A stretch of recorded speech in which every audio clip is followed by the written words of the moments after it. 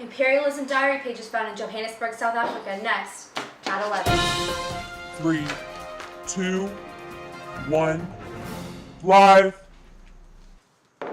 Good evening, America. This is NHS News. I'm Meredith. And I'm Barbara. Let's throw it back a bit. Until about 2,000 years ago, communities in South Africa have survived by planting and hunting animals.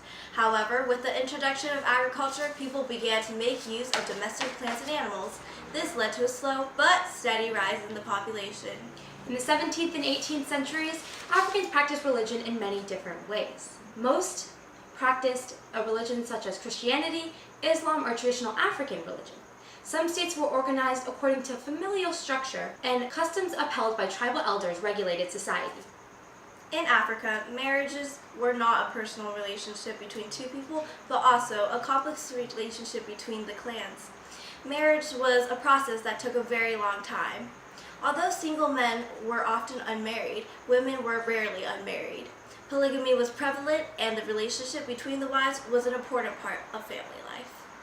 The economy was based on the importance of cattle. Power and wealth were mainly in the name of cattle, and chiefs tried their hardest to increase the size of their herds and take control of larger groups of people. Ivory was a major trade item. It was found near the interior of South Africa and traded at the coast. In the 1870s, Europeans came to South Africa to try to spread their Christian faith and to capitalize their raw materials. With them, they brought advanced weaponry and their democratic ideas. The word imperialism comes from the term empire. Imperialism is the domination of one country by another in order to expand territory, power, and influence. The dominating country has the idea of cultural superiority and feels that they are allowed to judge the way of life, traditions, and beliefs of the colonized because they are viewed as uncivilized and inferior. Competition among European countries to expand political control and gain wealth inspired colonial rule in South Africa. The British were not interested in South Africa at first, but when gold and diamonds were discovered in the 1860s and 1880s, they started to plan their takeover. In the beginning, colonial authorities secured the loyalty of African chiefs and kings and earned their trust. However, in the late 1800s, colonial governments emerged and began to play an active role in the affairs of African societies. Towards the end of the 19th century and during the early 20th century, South Africa was completely under British control. Colonization of South Africa by European countries was used to protect their trade ambitions and eventually led to the exploitation of Africa. European countries used their African colonies to supply their own industries with the rich raw materials Africa had to offer. Britain taxed other European countries for trading in their colonies to capitalize on the market. Colonial rule also ensured that European manufactured goods would have a ready market in Africa. Now, Celia McCormick from NHS News interviews Okonkwo, a South African native, to find out more about the direct impacts of imperialism on her grandparents. Hi, Celia here. I'm here with Okonkwo, who's heard many stories about imperialism from her grandparents. Okonkwo, how did your family react to the British controlling your tribes? Well, my grandparents have told me many stories, and the British kept accusing my grandparents of worshiping fake gods and said that they were sent by God to save us. This is so unbelievable. The foreigners, how would you feel if foreigners just came into your land and told you that the way you have been living has gotten you nowhere but hell? How would you react? That really is tragic. Yeah. So it is commonly known that there are some demeaning pictures out there that are used to evangelize you guys and convert you guys. How do you feel about those? Did your grandparents ever mention any? They've shown my grandparents pictures of white angels in heaven and black people in hell. I am a proud Odinani. Tuku is God, and I will not listen to those missionaries that spread the gospel that have reached my family and friends because of their ancestors, and the British has worked in them in weird ways that I don't understand, and now religion has gone in between us when we're making decisions for the community. It's a shame, really. Oh, wow. Okay. Well, that's all the time we have. Back to you, Meredith, at the studio. Thank you, Celia. Now let's look at some more effects of imperialism. The First South African War, also known as the First Anglo-Boer War, began as a conflict between the British settlers and the Boers of the Transvaal colony grew. It was one of the only wars that Britain had lost in about 2 centuries. The conflict between the settlers and the natives grew because of several reasons. One reason was because the British wanted to expand their empire by uniting all the British colonies, Boer republics, and independent African groups under their control. Another reason was that there were problems growing within the Transvaal government, creating a division between the people. Next, the British annexed the Transvaal even though majority of the Boers were against it. Lastly, and one of the most obvious reasons, was because the Boers were very against British rule in the Transvaal, since the British often placed their plans and ideas over the Boers. After the war, the Transvaal colony gained their independence from Britain and laid down a peace agreement. We have Ferdinand Bezuidenhout with diary pages from the 19th century found in his late grandfather's estate. Celia McCormick is reporting live from Johannesburg, South Africa. Celia? Thanks, Barbara. Now I'm here with Ferdinand Bezuidenhout in his hometown of Johannesburg, South Africa. Tell us a little bit about yourself. I hate to correct you, but we pronounce it Bezuidenhout. I was born in Joburg and spent most of our summers in Cape Town. I have two brothers and a sister. I went to an all-boys high school, King Edward VII High School, and that's about it. And how did you find these diary pages? When my opa passed away, we went to his house and went through some of his belongings, and we found these documents that pertain to him opening the church in Joburg. And now, just for the viewers out there that don't understand Afrikaans, Opa means? Grandfather. Since it is of national historical importance, these primary source documents are currently undergoing research in our NHS News Laboratory for language analysis. We'll have more on that in a few. Now back to you at the studio. Thank you, Celia. Johannesburg looks like a wonderful place that I'd love to visit sometime. Now, just to tell you a little bit more about South Africa, it's located on the southern tip of Africa and it has about 2,500 kilometers of coastline. It is about 1/8 the size of the United States and about 2 times the size of France. From the north to the south border, it is about 1,600 kilometers and about the same from the east to the west. South Africa has 3 capitals: Cape Town, Bloemfontein, and Pretoria.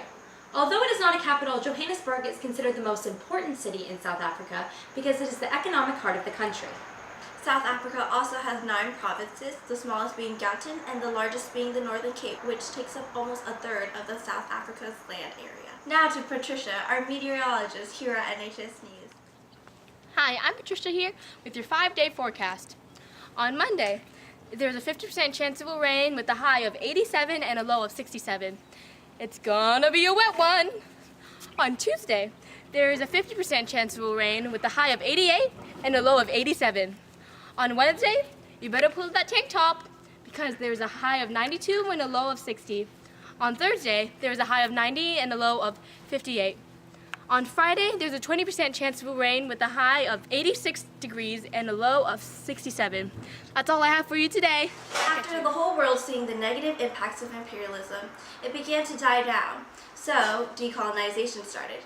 Decolonization is the process where colonies began to gain independence from their mother countries, such as Britain or the Netherlands. Now, let's go to Marge, our NHS News historian, with more on the topic. Hi, I'm Marge here with Stanford professor Evelyn. Hi, I'm Evelyn. Thank you so much for having me here. Although decolonization included independence, there was a lot of negative impact. Today we are going to concentrate on the British rule of South Africa. The British divided South Africa into 4 colonies: the Cape Colony, Natal Colony, Transvaal Colony, and the Orange River Colony. South Africa gained its independence over a long period of time, not just a couple days. Some of the important years in South African timeline include 1910, 1912, 1923, 1961, 1990, and 1994. In 1910, the South Africa Act was passed and it unified the colonies. This act was passed and established at the National Convention with white delegates. These white settlers were favored even though they were the minorities. The South Africa Act made the 4 colonies into one union instead of a federal system. This was because the British wanted the South Africans under one controlled, peaceful government. This allowed for them to have a little bit more freedom, but still under British control. Because the South Africans were not invited to the National Convention, they created their own native convention. Then, in 1923, this became the African National Congress. Finally, in 1961, the Union of South Africa gained its independence and broke away from Britain. This new republic was governed by apartheid regime. This was a system where the South Africans and the white settlers were segregated in legislation. Then, in 1990, this ended, and in 1994, the first democratic election was held in which Nelson Mandela became the first president. Well, that's all we have for today. Thank you. Back to you at the studio. Hello? Enter! Yes. Bring me yes. 2 vanilla lattes. ASAP! My name is Jenny. Okay, it doesn't matter. Get the lattes. Okay, thank you. We have now received word that the diary pages found in Ferdinand Bezuidenhout's grandfather's estate have been successfully run through the NHS News Language Lab. Now, Celia McCormick has the answers we've been waiting for. 22 October 22nd, 1887. Our ship docked on the shore of Cape Town, South Africa this morning, and wow, you would not believe it. The land looked so untouched, pristine. I knew it wasn't, though. That's why we were here, to help the savage. Our team, which consisted of just a few other missionaries and myself, ventured further into the city, following the sight of smoke, and reached what appeared to be a small village. Upon our arrival, there were shouts and the men disappeared into their huts, only returning after having found their machetes and guns, while the women and children peered curiously from the entrance. The translator, who was an Igbo man himself, told one of the men that we wished no harm, just peaceful residency in their village. I could tell the man was the chief by the way he stood tall and proud, while the rest of the men searched his face for any hints of disapproval. I was so distracted as I took in all my surroundings that I didn't even notice that my fellow missionaries had begun walking toward an empty plot of land just outside the main village.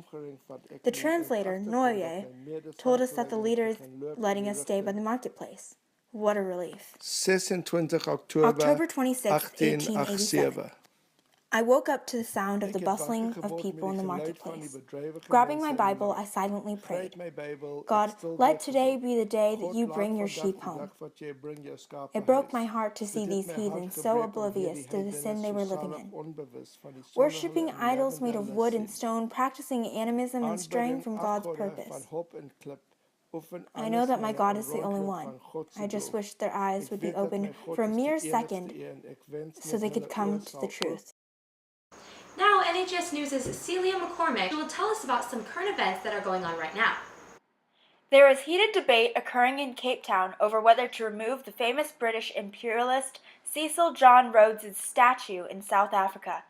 Although Rhodes accomplished many prosperous companies that help South Africa thrive today, his legacy is one of the most devastating wounds inflicted in the African continent.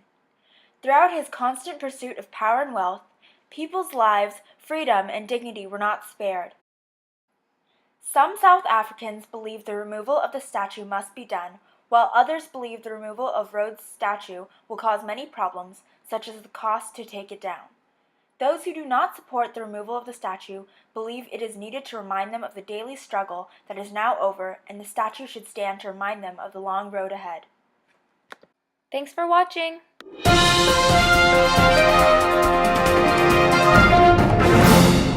Take 5. Long one. I know.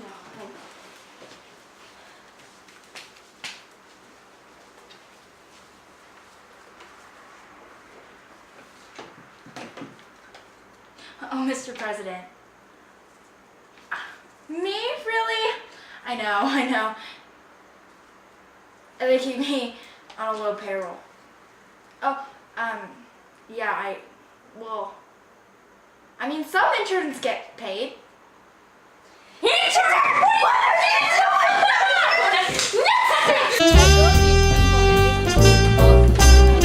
There's a lot of negative impacts.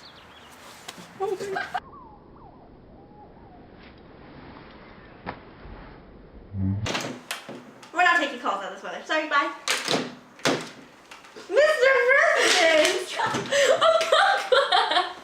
What's going on? You got a cell phone. Is it AT&T or Verizon?